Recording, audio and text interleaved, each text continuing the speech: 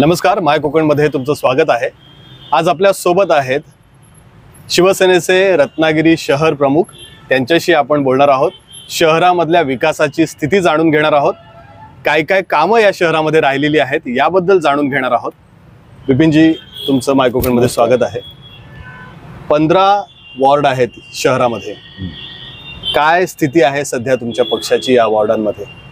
निश्चितपणाने 15 प्रभागामध्ये शिवसेना म्हणून मान्य उदय सामंत साहेब असतील, नगरसेवक असतील, यांच्या माध्यमातून अतिशय चांगल्या प्रकारचा विकास झालेला आहे। रस्ते, गटार, पाणी, वीज हे तर आहेतच, पण त्या व्यतिरिक्त पर्यटनाच्या माध्यमातून असेल, अन्य माध्यमातून आहे, भरपूर प्रकारची कधी नाही एवढा 2.5 वर्षात माननीय एकनाथराव शिंदे असतील, मुख्यमंत्री एकनाथराव शिंदे असतील, उपमुख्यमंत्री देवेंद्र फडणवीस असतील, अजित पवार असतील, त्यांच्या सरकारच्या महायुतीच्या माध्यमातून मोठ्या प्रमाणावरचा निधी रत्नागिरी शहराला आला आणि त्याच्या माध्यमातून मान्य उदय सामंत साहेबांनी फार मोठा विकास रत्नागिरी शहरामध्ये केलेला आहे। सध्या प्रचाराची काय स्थिती आहे? तुम्ही शहरात फिरताय, जवळजवळ मला वाटतं पहिली फेरी आता तुमची पूर्ण झाली असेल, तर काय वातावरण दिसलं तुम्हाला? शहरामध्ये जुन्या वॉर्ड रचनेप्रमाणे 15 प्रभाग आहेत आणि नवीन रचना झाली त्याप्रमाणे 16 आहेत। 15 किंवा 16 दोन्हीमध्ये 16 वॉर्डामध्ये अतिशय चांगल्या प्रकारची आमची प्रचार यंत्रणा राबते।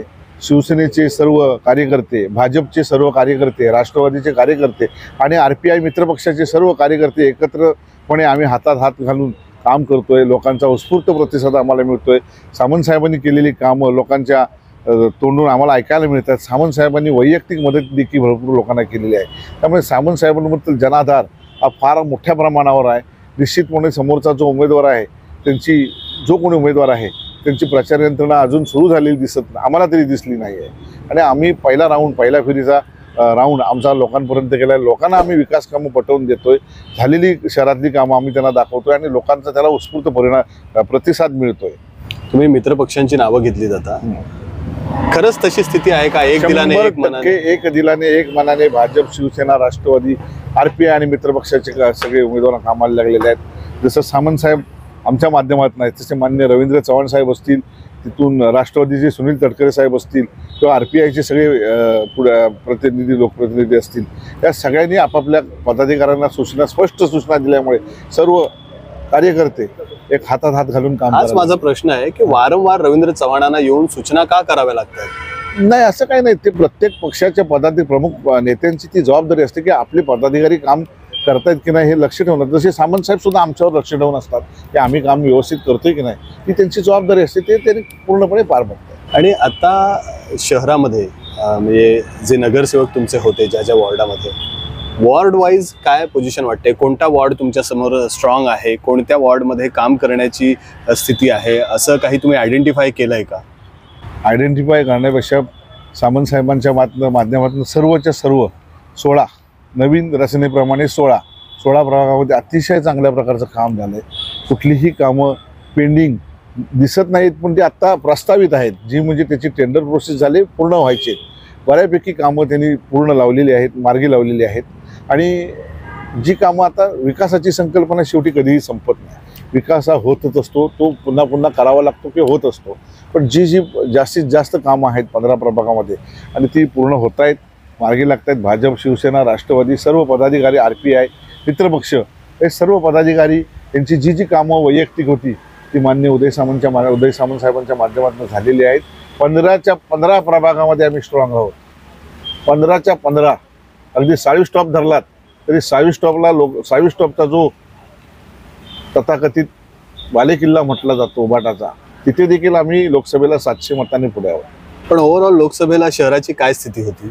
शहरामध्ये थोडासा एक विशिष्ट नेरेटिव्ह पसरवला गेला होता एका विशिष्ट समाजाच्या बाबतीत, पण मान्य नामदार सामंत साहेब असतील, त्यांनी ह्या सर्वांचे जे प्रश्न आहेत ते दूर केलेले आहेत।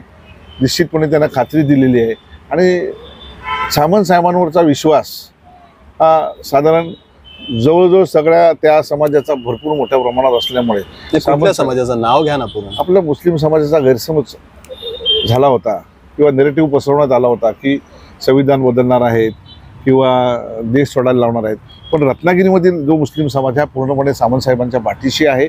सामंत साहेबांवर त्यांचा पूर्ण विश्वास आहे। मोठ्या प्रमाणावर मुस्लिम समाजाची कामं सामंत साहेबांच्या माध्यमातून झालेली आहेत आणि हाच विश्वास त्यांना पूर्ण असल्यामुळे मुस्लिम समाजाचं जे मतदान विभागलं गेलं होतं मागच्या वेळेला, ते मला वाटत नाही आता विभागलं जाईल. निश्चितपणाने सामंत साहेबांच्या पारड्यामध्ये हे झुकतं माप नक्की मिळेल. म्हणजे लोकसभेला जे निगेटिव्ह मध्ये होतात ते विधानसभेला पॉझिटिव्ह मध्ये झालं असं तुमचा विश्वास आहे? 100%. तरुणाई कोणासोबत आहे यंदा? तरुणाईची काय स्थिती आहे? निश्चितपणे तरुणाई मान्य उदय सामंत साहेबांबरोबर आहे, शिवसेनेबरोबर आहे, महायुतीबरोबर आहे. कारण उदय सामंत साहेबांच्या माध्यमातून, महायुतीच्या माध्यमातून दांडियाचा कार्यक्रम असेल, क्रीडा स्पर्धा असतील, बहरचे कार्यक्रम असतील, गणपती उत्सव असतील, आणखीन कुठलेही विविध कार्यक्रम आहेत, जी तरुण मुलं सामंत साहेबांकडे गेली, किरण सामंतांकडे गेली आणि त्यांनी त्या कार्यक्रमाला प्रायोजकत्व दिलं नाही असं झालं नाही. जवळजवळ रत्नागिरी शहरातील कला, क्रीडा, शैक्षणिक जेवढ्या बाबतीमध्ये सामंत साहेबांकडे, सामंत कुटुंबाकडे कोणी जातं तर त्यांच्याकडे निश्चितपणे निराश होऊन पण परत नाही. त्यामुळे तरुणाई निश्चितपणे सामंत साहेबांच्या माध्यमातून सामंत साहेबांच्या पाठीशी आहे. निवडणुकीचे जे वारे वाहत आहेत त्यामध्ये तुमची जी पोझिशनिंग आहे किंवा मताधिक्य आहे, काही तुम्ही अंदाज काढलेला आहे का? काय स्थिती राहील? निश्चितपणाने आम्ही 15,000च्या वर मताधिक्य रत्नागिरीमध्ये. रत्नागिरी शहरामध्ये आपण असं बघतोय की जेव्हा चर्चा होते तेव्हा रस्त्याच्या बाबत लोक बोलतात, नाराजी व्यक्त करतात, पाण्याच्या संदर्भात नाराजी व्यक्त करतात. तर या प्रश्नाकडे तुम्ही किती लक्ष दिला आहात, त्याची तुम्हाला कुणकुण आहे का? निश्चितपणाने तुम्ही म्हणताय ते बरोबर आहे. रस्ते होत असतात आणि रस्ते होत असताना, ते काम चालू असताना, कुठेही तुम्ही गेला, मुंबई गेला, पुणे गेला, तर रस्ते चालू असताना त्याची थोडासा त्रास लोकांना सहन करावा लागतो. त्याप्रमाणे हे मुख्य रस्ते काँक्रिटीकरणाचं काम चालू आहे. लोकांना त्याबद्दल त्रास झाला, त्याबद्दल दिलगिरी व्यक्त करतो. पण निश्चितपणाने एखादं काम सुरू होत असताना ते काम पूर्ण झाल्यानंतर मिळणारा आनंद. आता रस्ते बघा ना, काँक्रिटीकरण जेवढे ज्या ठिकाणी झालेले आहे त्या ठिकाणचे रस्ते एकदम चकाचक झालेले आहेत. आता त्याचं काम देखील जलद गतीने चालू आहे. पण काम झाल्यानंतरचा आनंद हा वेगळा असतो. ते काम होत असताना तो त्रास आपल्याला सहन करावाच लागतो थोडासा. तो निश्चितपणाने रत्नागिरीकरण होतोय, त्याबद्दल दिलगिरी व्यक्त करतो. पण काम लवकरच महिन्याभरात पूर्ण होईल आणि रत्नागिरीला रस्त्याचा प्रश्न हा संपेल. मला सांगा, या रस्त्याच्या संदर्भात तुम्ही बोललात की ते काम सुरू होतं आणि ते लवकर संपेल.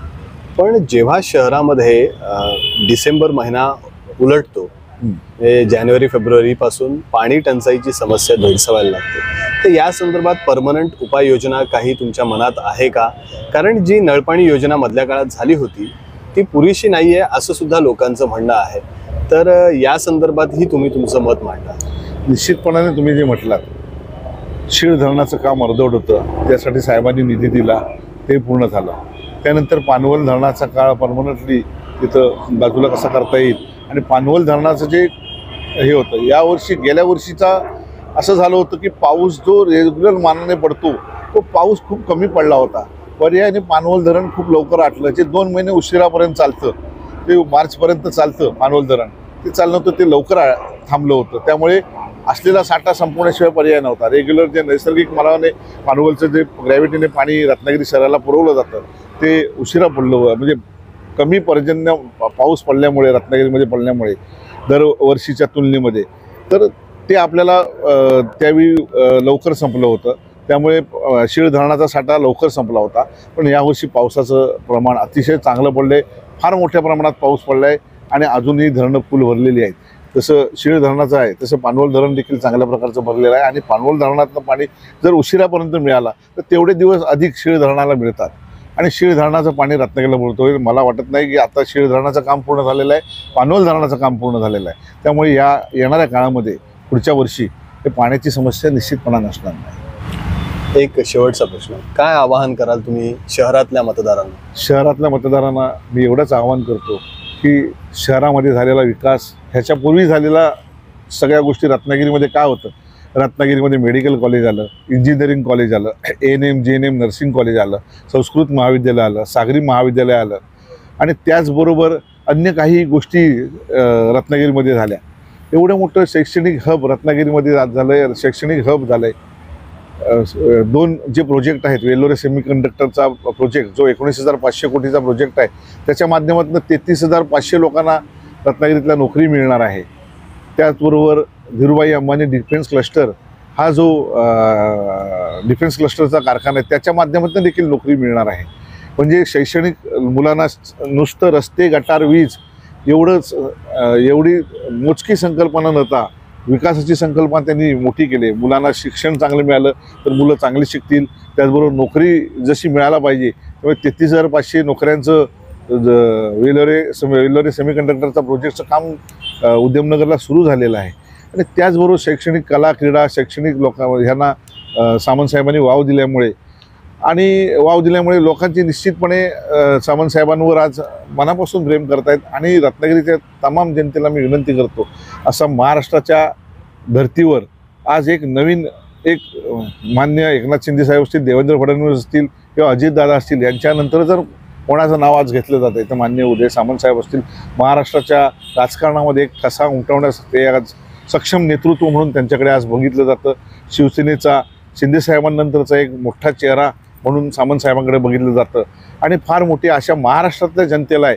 आणि रत्नागिरीतली जनता तर त्यांच्यावर प्रेम करतेच. निश्चितपणे मी रत्नागिरीतल्या जनतेला आवाहन करतो की येणाऱ्या 19-20 तारखेला जे महायुतीचे उमेदवार आमचे उदय सामंत साहेब असतील त्यांच्या धनुष्यबाण या निशाणीवरच मतदान करून त्यांना प्रचंड बहुमताने विजयी करा. निश्चितपणे आम्हाला खात्री आहे तुमच्या मतांच्या आधारावरच उदय सामंत साहेब महाराष्ट्रातील सर्वाधिक मताधिक्याचा रेकॉर्ड करतील आणि तुमच्या पुन्हा एकदा सेवा करण्याची संधी त्यांना द्या एवढी विनंती करतो. धन्यवाद बिपिनजी आमच्याशी बोलल्याबद्दल. हे होते बिपिन बंदरकर, जे रत्नागिरी शहर प्रमुख आहेत शिवसेनेचे. त्यांनी 2-3 गोष्टी खूप महत्त्वाच्या सांगितल्यात.